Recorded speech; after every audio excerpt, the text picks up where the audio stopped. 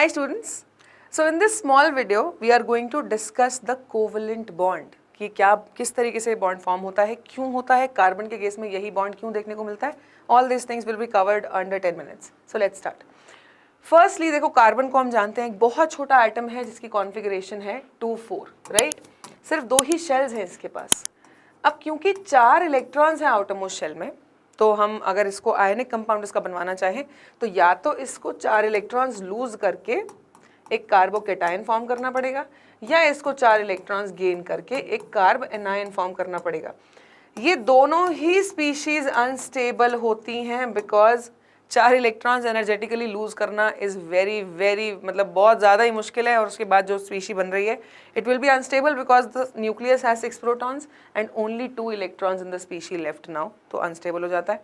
Second case देखोगे तो आपका 6 प्रोटॉन का ही न्यूक्लियस है और अब सेकंड शेल में 8 इलेक्ट्रॉन्स पूरे हो गए हैं, तो रिपल्शंस बहुत ज़्यादा हो जाती है. That is why this species does not remain stable.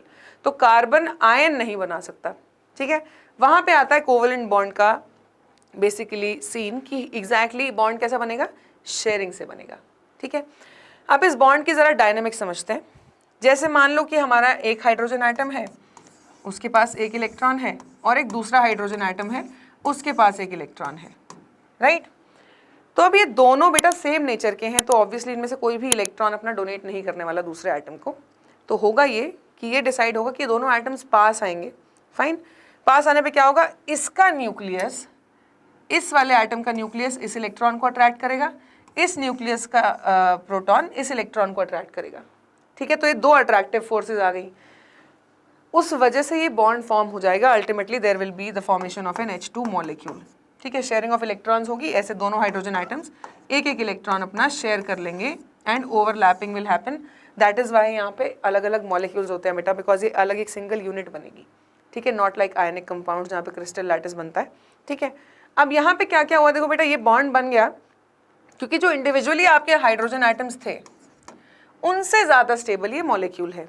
लेकिन ये एंटायरली स्टेबल नहीं हो पाएगा कि बिल्कुल ही अल्टीमेट स्टेबिलिटी रीच कर ले, क्योंकि यहाँ पर दोनों हाइड्रोजन आइटम्स में रिपल्सिव फोर्सेस भी वर्क करती हैं. इस ओवरलैपिंग से एक ऐसा एरिया बना बॉन्ड के अंदर जहाँ पे इलेक्ट्रॉन्स शेयर्ड हैं. ठीक है, उनमें आपस में रिपल्शन होगी, दोनों न्यूक्लियस में रिपल्शन भी होगी. तो ये बॉन्ड, पहली बात तो ये ध्यान रखना, तभी फॉर्म होगा जब 2 नॉन मेटल्स आपस में बॉन्ड करेंगे. अगर मेटल आ जाएगा बॉन्ड के अंदर तो मेटल की क्लियर टेंडेंसी होती है टू लूज द इलेक्ट्रॉन, तो वहाँ पे आयनिक बॉन्ड ही बनेगा. जब 2 नॉन मेटल्स बॉन्ड करेंगे तो उनके पास कोई चारा नहीं होगा but to share the electrons.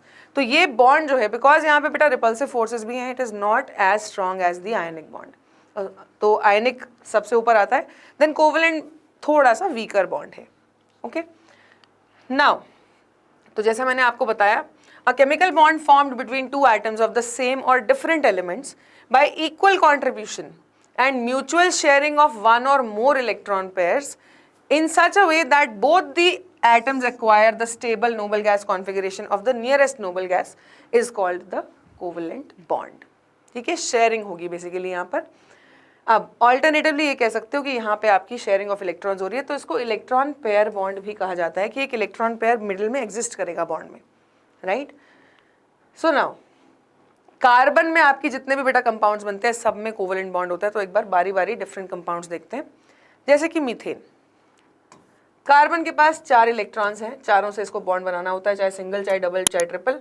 But hydrogen के पास तो एक ही इलेक्ट्रॉन है, तो वो कहेगा मैं तो सिंगल ही बना सकता हूँ भाई, I don't have the capacity कि मैं डबल ट्रिपल बॉन्ड्स बनाऊँ. तो हाइड्रोजन का ये ड्यूप्लेट पूरा, यहाँ इसका ड्यूप्लेट पूरा, यहाँ इसका ड्यूप्लेट पूरा और यहाँ इसका ड्यूप्लेट पूरा. And ultimately after the formation of 4 single bonds carbon का ऑक्टेट भी कंप्लीट हो जाएगा. ठीक है, तो कार्बन को मिल गई नियॉन की configuration after this and hydrogen को हीलियम की. Correct. Now let's draw for ethene. Ethene है C2H4, जहाँ पे कार्बन जो है बेटा डबल बॉन्ड फॉर्म करता है. तो जब भी डबल बॉन्ड फॉर्म हो रहा है तो 2 इलेक्ट्रॉन्स यहाँ रखो. इसके पास 4 इलेक्ट्रॉन्स है, 2 को यहीं रखो, एक इधर और एक इधर. Fine. Now second carbon will come, it will also say कि भाई हाँ मेरे पास भी इलेक्ट्रॉन्स की तो कमी है ही. तो 1 2 3 एंड 4. बाकी के जो बॉन्ड्स बनेंगे वो बनेंगे हाइड्रोजन से राइट. तो ये एक हाइड्रोजन, ये एक हाइड्रोजन, ये एक हाइड्रोजन और ये एक हाइड्रोजन. तो सबसे पहले इनके ड्यूप्लेट्स कंप्लीट कर दो, इजीएस्ट इन द स्ट्रक्चर. अब जो कार्बन्स हैं उनके ऑक्टेट कैसे कंप्लीट होंगे, एक ये वाला ऑक्टेट कंप्लीट, ठीक है, और फिर ये वाला ऑक्टेट कंप्लीट इस वाले कार्बन का। तो अल्टीमेटली जो स्ट्रक्चर बना वो ये बना कि कार्बन कार्बन, दोनों कार्बन ने 2 इलेक्ट्रॉन्स ईच शेयर करे हैं, 2 पेयर्स यहाँ पे प्रेजेंट हैं। So this becomes a double covalent bond,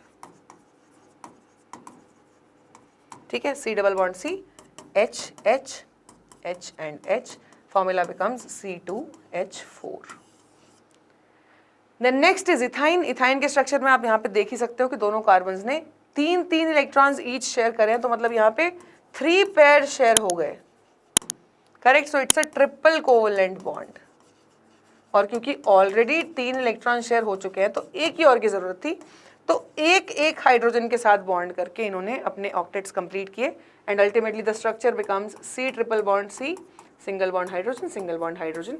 The formula is C2H2 and the name is ethine, right? तो ये डिफरेंट काइंड्स ऑफ बॉन्ड्स हमें सिंगल, डबल और ट्रिपल कोवेलेंट बॉन्ड्स देखने को मिलते हैं।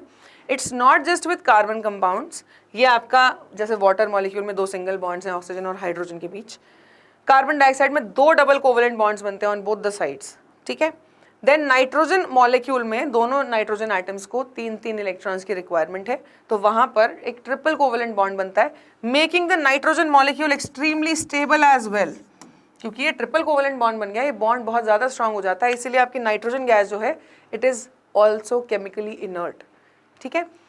So this was the basic about the covalent bond. बाकी detail हम लोग अभी अपने सेशंस में कवर कर ही रहे हैं। So let's meet in the next class. Thank you so much.